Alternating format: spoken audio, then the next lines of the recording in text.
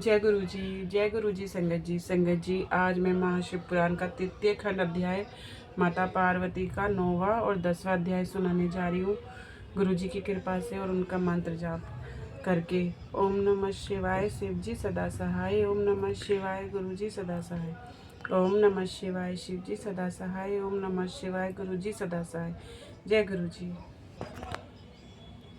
जी, मैना और हिमालय की बातचीत, पार्वती तथा हिमावन के स्वप्न तथा भगवान शिव से मंगल ग्रह की उपस्थिति का प्रसंग। ब्रह्मा जी कहते हैं, नारद, जब तुम सर्वलोक को चले गए तो तब से कुछ काल और व्यतीत हो जाने पर एक दिन मैना ने हिमावन के निकट जाकर उन्हें प्रणाम किया। फिर खड़ी हो वह गिरी कामिनी मैना अपने पति से विनयपूर्वक बोली। मैना ने कहा, प्राणनाथ, उस दिन नारद मुनि ने जो बात कही थी उसको स्त्री भाव के कारण मैंने अच्छी तरह नहीं समझा। मेरी तो ये प्रार्थना है कि आप कन्या का विवाह किसी सुंदर वर के साथ कीजिए। वह विवाह सर्वथा अपूर्व सुख देने वाला होगा। गिरिजा का वर शुभ लक्षणों से संपन्न और कुलीन होना चाहिए। मेरी बेटी मुझे प्राणों से भी अधिक प्रिय है। वह उत्तम वर पाकर जिस प्रकार भी प्रसन्न और सुखी हो सके वैसा कीजिए। आपको मेरा नमस्कार है। ऐसा कहकर मैना अपने पति के चरणों में गिर पड़ी। उस समय उनके मुख पर आंसुओं की धारा बह रही थी। प्राज्ञ शिरोमणि हिमावन ने उन्हें उठाया और यथावत समझाना आरंभ किया। हिमालय बोले, देवी मेनके, मैं यथार्थ उस तत्व की बात बताता हूँ, सुनो। भ्रम छोड़ो। मुनि की बात कभी झूठी नहीं हो सकती। यदि बेटी पर तुम्हें स्नेह है तो उसे सादर शिक्षा दो कि वह भक्ति पूर्वक सुस्थित चित्त से भगवान शंकर के लिए तप करे। मेनके, यदि भगवान शिव प्रसन्न होकर कालिका प्राणी ग्रहण कर लेते हैं तो सब शुभ होगा। नारद जी का बताया हुआ अमंगल या अशुभ नष्ट हो जाएगा। शिव के समीप सारे अमंगल सदा अमंगल रूप हो जाते हैं। इसलिए तुम पुत्री को शिव की प्राप्ति के लिए तपस्या करने की शीघ्र शिक्षा दो। ब्रह्मा जी कहते हैं, नारद, हिमावन की यह बात सुनकर मैना को बड़ी प्रसन्नता हुई। वह तपस्या में रुचि उत्पन्न करने के लिए पुत्री को उपदेश देने के निमित्त उसके पास गई। परंतु बेटी के सुकुमार अंग पर दृष्टिपात करके मैना के मन में बड़ी व्यथा हुई। उनके दोनों नेत्रों में तुरंत आंसू भर आए। फिर तो गिरिप्रिया मैना में अपनी पुत्री को उपदेश देने की शक्ति ही नहीं रही। अपनी माता की उस चेष्टा को पार्वती जी शीघ्र ही ताड़ गई। तब वह सर्वज्ञ परमेश्वरी कालिका देवी माता को बार बार आश्वासन दे तुरंत बोली। पार्वती ने कहा, माँ, तुम बड़ी समझदार हो, मेरी यह बात सुनो। आज पिछली रात्रि के समय ब्रह्मा मुहूर्त में मैंने एक स्वप्न देखा है, उसे बताती हूँ। माता जी की स्वप्न में एक दयालु एवं तपस्वी ब्राह्मण ने मुझे शिव की प्रसन्नता के लिए उत्तम तपस्या करने का प्रसन्नता पूर्वक उपदेश दिया है। नारद, यह सुनकर मेनका ने शीघ्र अपने पति को बुलाया और पुत्री के देखते हुए स्वप्न को पूर्णता कह सुनाया। मेनका के मुख से पुत्री के स्वप्न को सुनकर गिरिराज हिमालय बड़े प्रसन्न हुए और अपनी प्रिय पत्नी को समझाते हुए बोले। गिरिराज ने कहा, प्रिय, पिछली रात में मैंने भी एक स्वप्न देखा है। मैं आदर पूर्वक उसे बताता हूँ, तुम प्रेम पूर्वक उसे सुनो। एक बड़े उत्तम तपस्वी थे। नारद जी के वर के जैसे लक्षण बताए थे। उन्हीं लक्षणों से युक्त शरीर को उन्होंने धारण कर रखा था। वह बड़ी प्रसन्नता के साथ मेरे नगर के निकट तपस्या करने के लिए आए। उन्हें देखकर मुझे बड़ा हर्ष हुआ और मैं अपनी पुत्री को साथ लेकर उनके पास गया। उस समय मुझे ज्ञात हुआ कि नारद जी के बताए हुए वर भगवान शंभु वो ही हैं। तब मैंने उन तपस्वी की सेवा के लिए अपनी पुत्री को उपदेश देकर उनसे भी प्रार्थना की कि वह इसकी सेवा स्वीकार करे, परंतु उस समय उन्होंने मेरी बात नहीं मानी। इतने में ही वहाँ संख्या और वेदांत के अनुसार बहुत बड़ा विवाद छिड़ गया। तरंतर उनकी आज्ञा से मेरी बेटी वहीं रह गई और अपने हृदय में उन्हीं की कामना रख भक्ति पूर्वक उनकी सेवा करने लगी।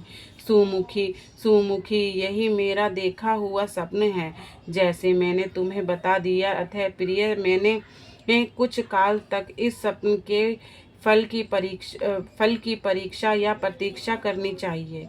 इस समय यही उचित जान पड़ता है। तुम निश्चित ही समझो, यही मेरा विचार है। ब्रह्मा जी कहते हैं, मुनीश्वर नारद, ऐसा कहकर गिरिराज, हिमावन और मेनका सुखद हृदय से उस स्वप्न के फल की परीक्षा एवं प्रतीक्षा करने लगे।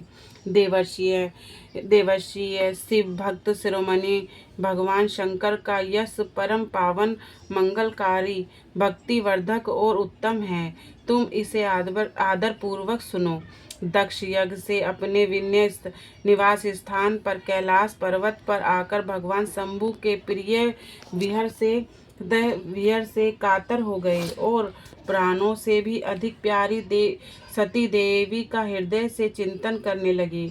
अपने पार्षदों को बुलाकर सती के लिए शोक करते हुए उसके प्रेम वर्धक को गुणों का अत्यंत प्रीतिपूर्वक वर्णन करने लगे। यह सब उन्होंने शारीरिक गति को दिखाने के लिए किया। फिर गृहस्थीय आश्रम की सुंदर स्थिति तथा नीति रीति का परित्याग करके वह दिगंबर हो गए और सब लोकों में उत्तम की भांति भ्रमण करने लगे। लीला कुशल होने के कारण विहरणी की अवस्था प्रदर्शन करने लगे।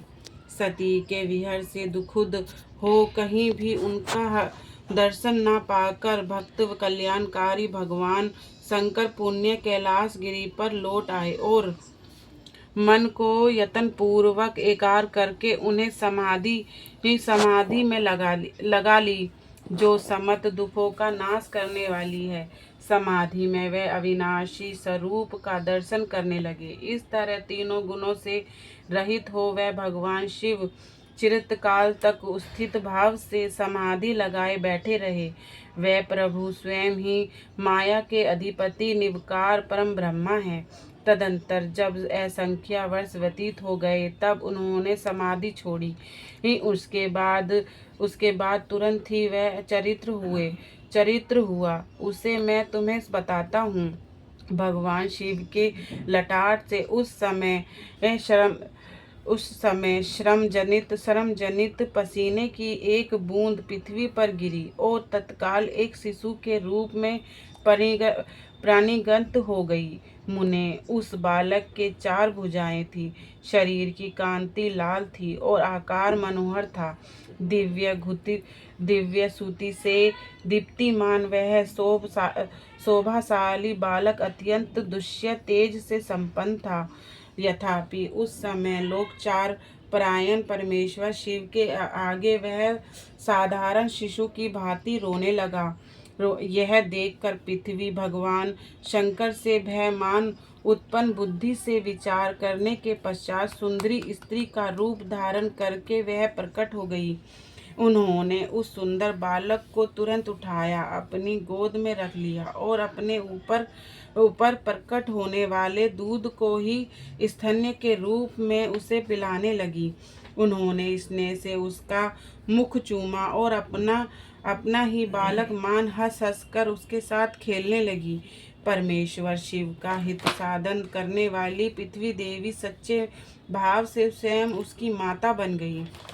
शारीरिक दृष्टि करने वाले परम कौतुकी एवं विधान अंतर्यामी शंभु वह चरित्र देखकर हंस पड़े और पृथ्वी को पहचान कर उससे बोले, धरणी धरणी तुम धन्य हो, मेरे इस पुत्र को प्रेम पूर्वक पालन करो। यह श्रेष्ठ ही शिशु मुझ महातेजस्वी शंभु के श्रम जल से पसीने से तुम्हारे ही ऊपर उत्पन्न हुआ है वसुधे। यह प्रियकारी बालक यज्ञ मेरे श्रम जल से प्रकट हुआ है। यथापि तुम्हारे नाम से तुम्हारे ही पुत्र के रूप में इसकी ख्याति होगी। यह सदा त्रिविध तपो से रहित होगा, अत्यंत गुणवान और भूमि देने वाला होगा। यह मुझे भी सुख प्रदान करेगा। तुम इसे अपनी रुचि के अनुसार ग्रहण करो। ब्रह्मा जी कहते हैं, नारद, ऐसा कहकर भगवान शिव चुप हो गए। उनके हृदय से विहार का प्रभाव कुछ कम हो गया। उनमें विहार का क्या था? वह लोग चार का पालन कर रहे थे। वास्तव में सत्पुरुषों के प्रिय श्री रुद्रदेव निराकार परमात्मा ही हैं। शिव की उपयुक्त ज्ञानों का सिरोधार्य करके पुत्र सहित पृथ्वी देवी शीघ्र ही अपने स्थान को चली गई। उन्हें यथानित सुख मिला। वह बालक भौम नाम से प्रसिद्ध हो युवा होने पर तुरंत काशी चला गया और वहां उसने शीघ्र काल तक भगवान शंकर की सेवा की। ये शिवनाथ जी की कृपा से ग्रहण पदवी पाकर वह भूमि कुमार शीघ्र ही श्रेष्ठ एवं दिव्य लोक में चले गए, जो कुशल लोक से परे था। जय गुरु जी, शुक्राना गुरु जी, अनंतम शुक्राना।